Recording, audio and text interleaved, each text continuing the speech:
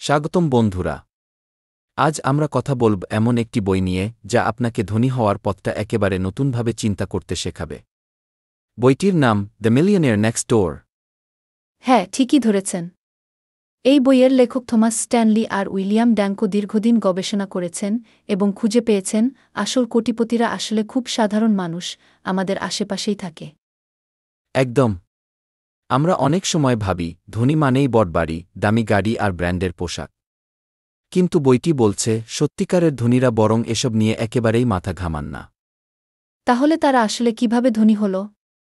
চলুন ধাপে ধাপে দেখে নেই। প্রথম শিক্ষা, আয় আর সম্পদ এক নয়। অনেকে লাখ টাকা আয় করেও ধনী নন, কারণ সব খরচ করে ফেলেন। অন্যদিকে যারা কম আয় করেও সঞ্চয় ও বিনিয়োগে মন দেন, তারাই আসল ধনী।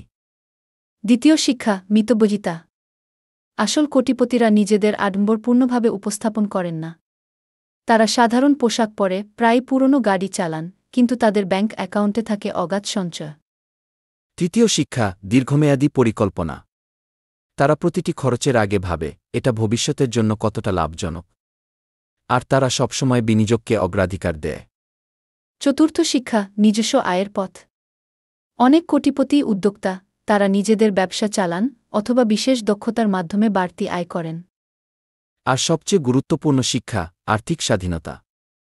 তারা কখনোই অন্যের ওপর নির্ভর করেন না। তাদের কাছে অর্থ মানে শুধু খরচ নয়, বরং স্বাধীনভাবে বাঁচার শক্তি। তাহলে শিক্ষা একটাই, ধনী হতে চাইলে আপনাকে পাশের বাড়ির সেই অচেনা কোটিপতির মতো হতে হবে, সাদামাটা, ধৈর্যশীল, আর্থিকভাবে শৃঙ্খলাবদ্ধ। একদম তাই। ধনী হওয়া মানে শো অফ নয়, বরং আপনার টাকার জন্য সঠিক পরিকল্পনা করা। বন্ধুরা, আজকের এই বইয়ের সারাংশ যদি আপনাদের ভালো লেগে থাকে, তবে অবশ্যই ভিডিওটিকে একটা লাইক দিন।